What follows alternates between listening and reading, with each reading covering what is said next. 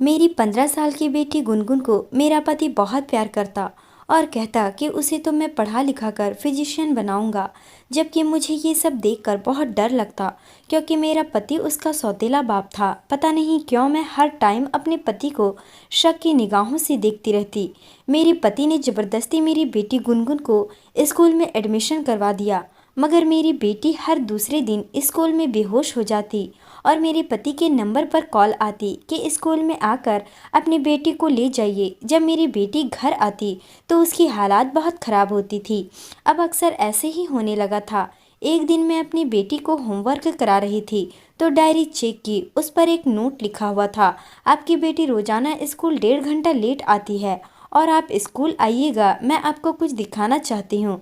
मेरे कदमों तले से ज़मीन निकल गई, क्योंकि मेरा पति तो बेटी को रोजाना टाइम पर इसको छोड़ता था। फिर ये कैसे हो सकता था। मैं उसी दिन पति से छुपकर स्कूल में चली गई। टीचर से मिली। उसने लाइब्रेरी में मुझे अलमारी खोलकर मेरी बेटी की एक ऐसी चीज़ दिखाई, मेरा तो दिमाग चकरा कर रह गया। मैं तो अपने होश हवास खो बैठी थी। अब सुनिए मेरी कहानी मेरी जुबानी। मेरा नाम सुनैना है। मैं बहुत ज़्यादा खूबसूरत थी, लेकिन मेरी किस्मत मेरे जैसी खूबसूरत नहीं थी। मेरी शादी एक ऐसे आदमी से हुई थी जिसने मेरे साथ बहुत ज़्यादा जुल्म किया था और मुझ पर रोजाना हाथ उठाया करता था। रोज मुझ पर बहुत जुल्म ढाया करता था और जिसकी कोई वजह नहीं होती थी। उसी छोटी छोटी बातें खुद ही बुरी लग जाती थी कि आज तुमने खाना अच्छा नहीं बनाया, आज तूने मेरे कपड़े अच्छे से नहीं धोया है। मुझे समझ नहीं आती थी कि उसे मुझे मार कर क्या मिलता था। मेरी शादी जब हुई थी मुझे ये समझाया गया था, बेटा अब तुम जिस घर में जा रही हो उस घर से तुम्हारी लाश ही निकलनी चाहिए। इसलिए मैंने किसी को भी नहीं बताया कि मेरे साथ वहाँ पर क्या होता है। मैं समझती थी ये सब कुछ नॉर्मल है, लेकिन ये सब कुछ बिल्कुल भी नॉर्मल नहीं था।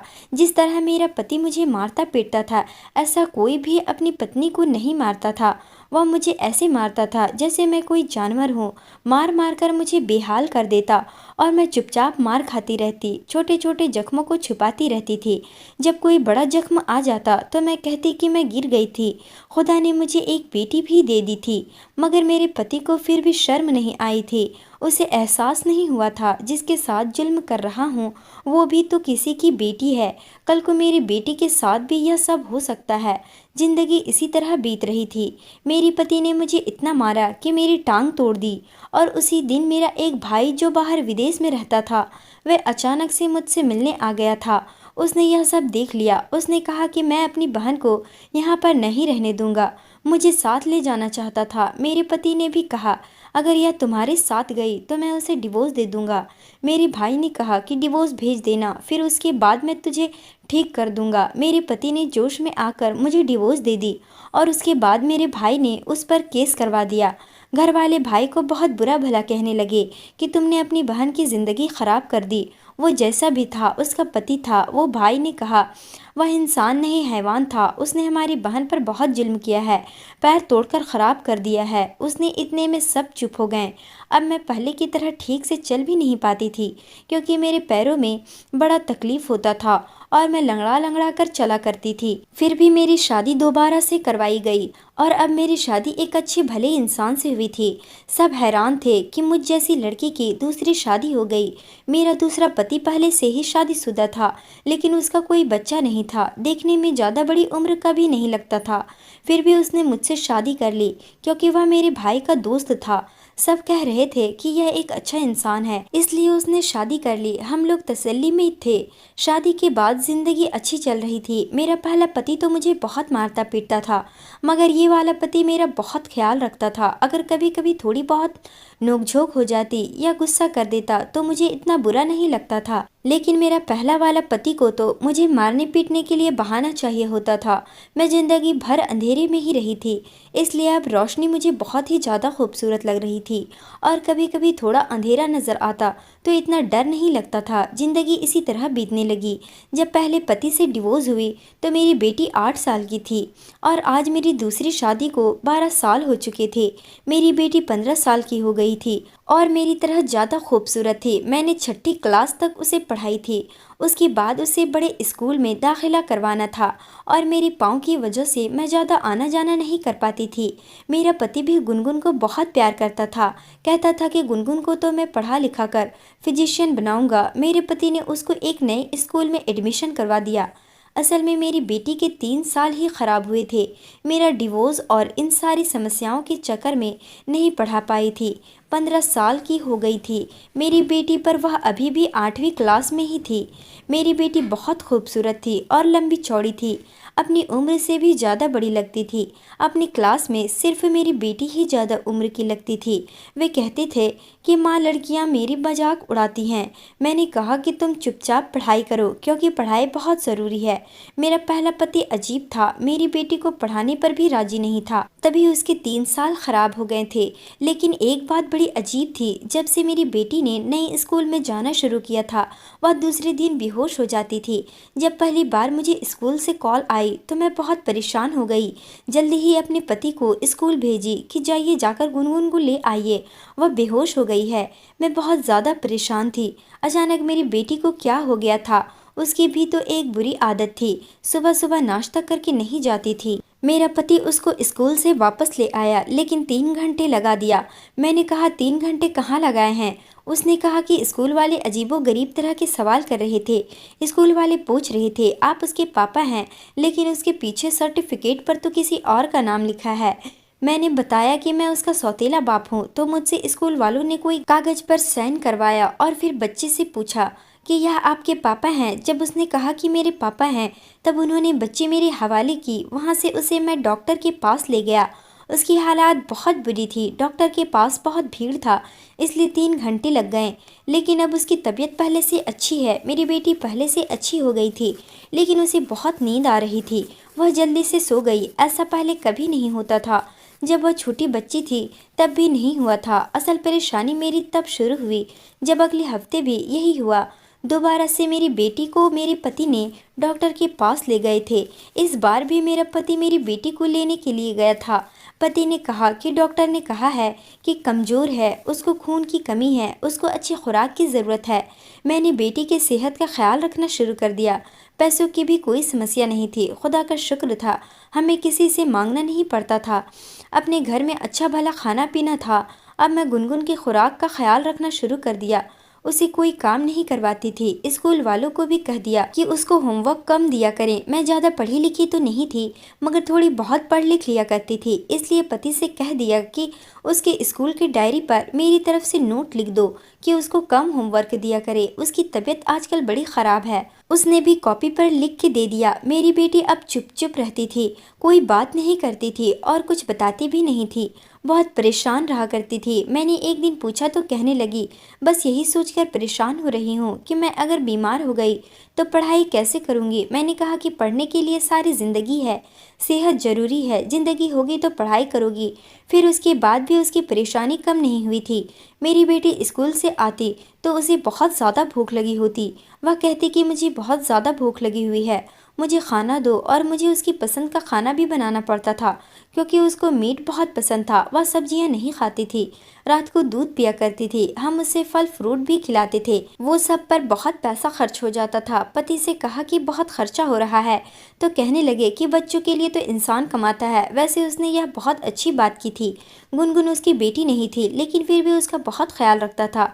मैं सिर्फ उस बात पर हैरान थी कि हफ्ते के अंदर ही मेरी बेटी बेहोश हो जाती है, क्योंकि एक बार तो चलो इत्तेफाक से हो जाता है, लेकिन हर हफ्ते वाले दिन वह क्यों बेहोश हो जाती थी। मैंने उससे कहा कि हफ्ते वाले दिन तुम्हें क्या स्कूल से ज़्यादा काम मिलता है। उसने कहा कि नहीं, ऐसा कुछ भी नहीं है, बस मेरी तबीयत ख़राब रहती है। लेकिन मेरे पति को वह अपने दिल की बात बता दिया करती थी। मेरा पति शाम को उसे घुमाने भी ले जाया करता था। कहता था कि बाहर लेकर जा रहा हूँ ताकि उसका मूड अच्छा हो जाए। मुझे एक बात की खुशी थी कि वह मेरी बेटी का बहुत ख्याल रखता था, वरना बातें करने वाले तो चुप नहीं होते। सब ने कहा था कि यह तुम्हारी बेटी के लिए एक अजनबी आदमी है, उसके साथ तुम अपनी बेटी को रखोगी, उसे अच्छा है कि शादी से मना कर दो। मुझे कभी कभार यह सोचकर अपने पति पर शक भी होने लगता था, मगर मैं ऐसा अपने दिमाग में नहीं लाना चाहती थी। वैसे भी मेरा पति मेरे साथ अच्छा व्यवहार करता था। देखने में ऐसा नहीं लगता था, मुझे भी बहुत प्यार करता था।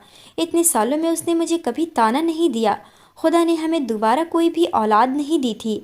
अगले हफ्ते फिर मेरी बेटी बेहोश हो गई, और वो भी हफ्ते वाले दिन। और इस बार रात को मैंने अपनी बेटी के रोने की आवाज़ सुनी। मैं हैरान थी कि किस बात पर रो रही है। मैं अंदर चली गई। आखिरकार में तो उसकी माँ थी, और मुझे तो पता करना ही था। उसने कहा कि मैं बीमार होने की वजह से पढ़ाई ठीक से नहीं हो पा रही है। आज मुझे साइंस की टीचर ने कहा कि उनको नहीं पता कि तुम्हारी तबीयत ख़राब है। उसने कहा कि पता है, लेकिन ऐसे ही मैंने दिल में सोच लिया कि मुझे स्कूल जाकर बात करनी चाहिए। लड़कियों का स्कूल है, मेरे पति को अंदर जाने नहीं देते होंगे। वे भला उनसे कैसे बात कर सकता है। मुझे उसकी क्लास टीचर से खुद ही बात करनी चाहिए। उसकी तबीयत ख़राब है, उसको काम काम दिया करो, और अगर कोई गलती हो जाए तो उसकी सज़ा नहीं दिया करो। बीमार बच्चा अपने आप को भी नहीं संभाल सकता, पढ़ाई कैसे करेगा। जहाँ तक मुझे पता है, मेरे पति की तनख्वाह सिर्फ 20,000 थी, लेकिन आजकल उसके पास बहुत सारे पैसे आए हुए थे। जब मैंने पूछा तो कहने लगा, दोस्त के कारोबार में पैसे लगाए हैं, इसमें बहुत मुनाफा हो रहा है। मैंने कहा चलो अच्छी बात है। दिन बीतने लगे। एक दफ़ा मुझे स्कूल से कॉल आई कि बच्चे की तबीयत बहुत ख़राब हो गई है, उसको ले जाइए। तो उस दिन मैंने अपने पति से कहा कि मैं खुद चली जाती हूँ, आप रहने दो, या फिर हम दोनों मिलकर चले जाते हैं। यह जानकर मेरे पति के चेहरे का रंग बिल्कुल उड़ गया। इस तरह से घबरा गया कि ना जाने पता नहीं क्या हो जाएगा। कहने लगा, नहीं तुम रहने दो, मैं खुद ही चला जाऊंगा। इस टाइम बहुत भीड़ होता है, तुम कहाँ जाओगी। मैंने कहा मैं अकेली नहीं जाती, आप भी मेरे साथ चलिए, मैं आपके साथ चलती हूँ। मेरे पति ने कहा कि नहीं, मैंने उसे डॉक्टर के पास लेकर जाना है। डॉक्टर के पास भी भीड़ होता है, छोटा सा जगह है, वहाँ बैठने की जगह नहीं होती। मेरे पति ने सारे बहाने कर लिए, लेकिन मुझे जाने नहीं दिया। वह मेरी बेटी को 2-3 घंटे बाद वापस ले आया। मुझे दाल में कुछ काला लगा था, कुछ न कुछ गड़बड़ जरूर है। मेरे पति की शक्ल बता रही थी कि वो मुझसे कुछ बार बार झूठ बोल रहा है, कुछ चल रहा है इन दोनों बाप बेटी के बीच में, और मेरा पति भी उसका साथ दे रहा था। उस उम्र में कोई बच्चा पढ़ाई करना नहीं चाहता है, और मेरी बेटी तो ऐसे नहीं थी, और मेरा पति भी इतना बेवकूफ़ नहीं हो सकता था कि बच्चों के साथ मिल जाए। इसलिए मैंने सोच लिया कि अब मैं फ़ोन का इंतज़ार नहीं करूँगी, इसी हफ्ते टाइम निकाल कर खुद उनको लेने जाऊँगी।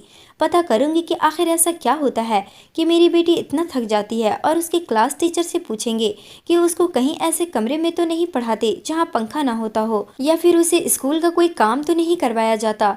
मेरी बच्ची क्यों बेहोश हो जाती है, वे क्यों स्कूल वालों से बहुत डरा करती है। अगर उसके साथ कुछ गलत भी कर रहे हैं तो वे घर आकर बिल्कुल भी नहीं बताती। इसलिए मुझे वहाँ खुद ही जाकर पता करना चाहिए था। इसलिए मैंने जाने का इरादा कर लिया। एक दिन मेरा पति काम पर गया हुआ था, और अभी छुट्टी में 2-3 घंटे बाकी थे। मैंने अपने घर के काम जल्दी से निपटा कर अपनी बेटी के स्कूल की तरफ चली गई। अजीब बात ये थी, जब उसका स्कूल में दाखिला करवाया गया था तब से मैं स्कूल में नहीं गई थी, क्योंकि घर के काम ख़त्म ही नहीं होते थे। लेकिन आज मुझे किसी भी हाल में स्कूल जाना था। जब रिक्शे वाले को एड्रेस समझाया और कहा कि मुझे इसी स्कूल में जाना है, तो उसने कहा इस नाम का तो कोई वहाँ स्कूल ही नहीं है। मैं तो हैरान रह गई। मैंने सोचा शायद रिक्शे वाले को कुछ पता ही नहीं है। मैंने कहा आपको इस एड्रेस का पता तो है ना। वो कहने लगा जी हाँ। मैंने कहा बस मुझे इसी एड्रेस पर उतार देना, स्कूल तो मैं खुद ढूंढ लूँगी। रास्ते में मैं सोचे जा रही थी, एक रिक्शे वाले को तो पूरे इलाके का पता होना चाहिए, लेकिन ये किस तरह का रिक्शा वाला है जिसको कुछ पता ही नहीं है। वहाँ पहुंची तो गली के अंदर स्कूल नज़र नहीं आ रहा था, लेकिन जिस स्कूल का नाम मेरी बेटी बताया करती थी उसका नाम मुझे एक बड़े सी बिल्डिंग पर नज़र आ गया, लेकिन यह बहुत ही पुराना था। मैं समझ गई कि यही स्कूल है। फिर मैंने देखा दरवाजे पर ना कोई बाहर गार्ड बैठा था और ना ही आसपास में कोई बच्चा या कोई रेडी वाला खड़ा दिखाई दे रहा था। वहाँ तो स्कूल जैसा कोई माहौल ही नहीं लग रहा था। फिर मैं अंदर गई और देखा तो अंदर काफ़ी सारे कमरे थे, और वे अंदर से भी कुछ स्कूल जैसा नहीं लग रहा था। बिल्डिंग बड़ी गंदी थी। एक तरफ मैंने देखा तो अंदर एक आदमी बैठा था जो कि नशा कर रहा था। मैंने सोचा कि इसने सीढ़ी आदमी का यहाँ क्या काम, और यह नशेड़ी बच्चों के स्कूल के अंदर क्यों बैठा है, कोई उसको पूछने वाला नहीं। मुझे बड़ा गुस्सा आया। मैंने सोचा प्रिंसिपल से मिलूंगी तो इस बारे में ज़रूर बात करूंगी। थोड़ी देर के बाद मुझे गाने की आवाज़ आने लगी जिस पर बहुत अच्छा डांस हो सकता था, यानी कि ऐसा लगता था जिस पर कोई डांस कर सकता था, और वे गाना गूंज रहा था। मैंने कहा स्कूल के अंदर गाना क्यों गूंज रहा है। फिर मेरे ध्यान में आया कि शायद 15 अगस्त आने वाली है, इसमें किसी फंक्शन की तैयारी हो रही होगी, क्योंकि ऐसे में फंक्शन होते रहते हैं। लड़कियां इसी तरह के गानों पर डांस वगैरह परफॉर्म किया करती हैं, और फिर इस तरह से कोई गाना कोई फंक्शन होता होगा। और अभी वैसे भी 15 अगस्त आने वाली थी, लेकिन मुझे यह नहीं पता था कि मेरी बेटी की क्लास कौन सी है। अब मैं सोचने लगी कि मुझे कोई लड़की मिल जाए तो मैं उससे पूछूं कि मेरी बेटी की क्लास कौन सी है। मुझे कोई भी वहाँ पर लड़की नज़र नहीं आ रही थी। फिर मुझे एक औरत नज़र आई जिसने बड़े वाहियात कपड़े पहने हुए थे और उस औरत ने बहुत सारा मेकअप किया हुआ था। मैं उसे देखकर बिल्कुल हैरान रह गई। उसने कहा कि आपको किससे मिलना है। मैंने कहा कि 7वीं की क्लास किधर है। तो वह कहने लगी, कौन सी क्लास के बारे में पूछ रही हो। मैंने कहा कि मेरी बेटी गुनगुन कहाँ है, आपको पता है। वह कहने लगी, गुनगुन जो गोरी सी है, जिसके गाल पर तिल भी है। मैंने कहा हाँ हाँ वही। तो कहने लगी, वह अभी बिजी है। मैंने सोचा कि शायद कोई क्लास चल रही है। फिर मैंने कहा अच्छा आप उसे बुला दीजिए। उसने कहा कि आधे घंटे के बाद फ्री होकर आ जाएगी। आप उसकी क्या लगती हैं। मैंने कहा कि मैं उसकी माँ हूँ। और फिर वह हंसती हुई चली गई। पता नहीं वो मुझ पर हंस क्यों रही थी। थोड़ी देर के बाद मुझे कुछ अजीब सी आवाज़ आने लगी। मैं हैरान रह गई। फिर एक कमरे में एक आदमी बाहर निकला जो अपनी कमीज के बटन बंद कर रहा था, और उस आदमी के पीछे एक लड़की भी थी। मेरी कदम तले से ज़मीन निकल गई, क्योंकि वह लड़की कोई और नहीं बल्कि मेरी बेटी गुनगुन थी। मैं हैरान रह गई और एक झटके में मुझे समझ आ गया कि यह कोई स्कूल नहीं बल्कि एक तवाइफ खाना था। मेरी बेटी मुझे देखकर बहुत ज़्यादा घबरा गई। उसने सर झुका लिया। मैंने उसे पकड़ लिया और कहा, क्या हो रहा है यहाँ, तुम ये सब क्या कर रही हो। मैंने सोचा शायद हमारी बेटी हम दोनों मियाँ बीवी से झूठ बोलती है और सारा कुछ अपनी मर्जी से कर रही है, लेकिन उसने रोना शुरू कर दिया। तो फिर एक औरत वहाँ पर आई और कहने लगी, उसको क्यों मार रही हो, उसका बाप तो उसे खुद यहाँ खुशी से छोड़कर जाता है। और फिर उसने मुझे कहानी सुनाई। उसने कहा, यहाँ लोग अपनी बच्चियों को छोड़कर चले जाते हैं, तुम्हारा पति भी उसको हर हफ्ते वाले दिन यहाँ पर छोड़कर चला जाता है और दोपहर के बाद वापस ले जाता है, मगर तुम्हारी लड़की यहाँ हर हफ्ते बेहोश हो जाती है। और कैसे तुम्हारा पति वसूल करता है। तुम्हारे पति ने घर का नंबर भी दिया हुआ था और कहा था कि मेरी बीवी को शक नहीं होगा, बस तुम इस तरह से बात करना, मैं कुछ समझ जाऊंगा। उसने तुमसे झूठ बोला है, लेकिन उसने हमसे कहा था कि उसकी माँ नहीं है और यह उसकी अपनी बेटी है, वह अकेले ही इस बच्ची का मालिक है। तो मैंने कहा, वे झूठ बोलता है, उसका बाप नहीं है बल्कि एक कसाई है, अगर बाप होता तो उसके साथ ऐसा थोड़ी करता। इस बात पर हंसने लगी और कहने लगी कि नहीं, ऐसी बात नहीं है, यहाँ पर ऐसी भी लड़कियाँ आती हैं जिनको उनके अपने माँ बाप छोड़कर जाते हैं, ये सब गरीबी की वजह से करते हैं। लेकिन अगर तुम्हें इस बात का पता नहीं है तो उसमें हमारी क्या गलती है। अपनी बेटी को ले जाना है तो ले जाओ और अगले हफ्ते इसे टाइम से ज़रूर भेज देना। मैं चुप हो गई, क्योंकि मैं उन लोगों के मुंह नहीं लगना चाहती थी। मेरा मुजरिम तो मेरा पति था। मैं घर नहीं बल्कि सीधा पुलिस के पास चली गई और उनको सब कुछ बता दिया। उनको ये भी बताया कि इस जगह स्कूल के नाम पर कौन सा गंदा कारोबार हो रहा है। मैंने अपने पति पर भी केस करवा दी। मेरा पति मेरी बेटी को वहाँ पर भेजता रहा और सारा खुद जो मुझे पता था मैंने उनको सब कुछ बता दिया। किस्मत से पुलिस का बड़ा ऑफिसर भी खड़ा था जिसने मुझे देख लिया और मैं उसको भी सब कुछ बता दिया था। उसने जल्दी से वहाँ पर इंक्वायरी भेजी। उन सब लोगों के साथ साथ मेरे पति को भी हिरासत में ले लिया गया। मेरे पति की अपनी बच्ची होती तो क्या ऐसे करते। उसने अपना सर झुका लिया और कहा, मेरे अंदर शैतान जाग गया था। मैंने कहा, तुम्हारे अंदर शैतान नहीं आया था बल्कि तुम खुद शैतान हो। उसने कहा कि यह केस वापस ले लो, भले ही मुझे अपने हाथों से कोई सज़ा दे दो। मेरे साथ नहीं रहना तो ना रहो, लेकिन केस वापस ले लो। मैंने कहा, मैं केस वापस नहीं लूँगी। तुम भी उनके गिरोह के साथ शामिल थे। जो सज़ा उनको मिलेगी तुम्हें भी वही मिलेगी। मैंने उसके खिलाफ भी केस करवा दिया था। मैं अब उसके साथ नहीं रहना चाहती थी। मेरी बच्ची की ज़िंदगी बर्बाद होते होते बच गई थी। ये तो मेरी बच्ची समझदार थी और उसके सौतेले बाप ने तो कोई कसर नहीं छोड़ी थी। मेरे साथ तो उस जानवर ने मेरे साथ जो किया सो किया, लेकिन मैं अपनी बेटी के साथ ऐसा वैसा कुछ बर्दाश्त नहीं कर सकती थी। वह बहुत ज़्यादा डरी हुई थी। उसने मुझे कोई बात नहीं बताई थी। हमने वह मामला भी छोड़ दिया और अपने पति से डिवोर्स भी ले ली। उसके बाद मैं अपने भाई के घर दूसरे मोहल्ले में चली गई, जहाँ मेरी बेटी के बारे में कोई भी नहीं जानता था। वैसे तो इस बात के बारे में किसी को पता नहीं चला और मैंने किसी से कोई जिक्र भी नहीं करना चाहती थी। मैंने अपनी बेटी को फिर से स्कूल में एडमिशन करवा दिया। उसने मुश्किलों से 12वीं पास की। उसके बाद भी घर बैठकर पढ़ाई करती रही। मैंने उसकी शादी कर दी। इस बीच मैंने उसे संभाला और किस तरह मेरी बेटी को मैंने संभाला वो मैं ही जानती हूँ। बेचारी रातों को उठ जाती थी। अभी भी मैं उस बारे में सोचती हूँ तो मेरा कलेजा मुँह को आ जाता है। क्या बिगाड़ा था मैंने उस आदमी का जो उसने मेरे साथ इतना बुरा किया था। खुदा सबकी बेटियों को अपनी हिफाजत में रखे और उनके नसीब अच्छे करे। आप लोग बताएं इसमें मेरा क्या कसूर था। मेरे तो दोनों पति जानवर निकले। अब आप लोग बताएं मुझे इसके आगे कैसी ज़िंदगी गुजारनी चाहिए। क्या मुझे तीसरी शादी करनी चाहिए या नहीं, या अपनी बेटी के सहारे पूरी ज़िंदगी गुजार देनी चाहिए। आप लोग बताएं मुझे। आप लोगों को कमेंट का इंतज़ार रहेगा, ज़रूर बताइएगा। दोस्तों, उम्मीद करती हूँ आपको हमारी कहानी पसंद आई होगी। कहानी पसंद आई है तो वीडियो को लाइक करें, चैनल पर नए हैं तो चैनल को सब्सक्राइब करें। मिलते हैं अगली कहानी में।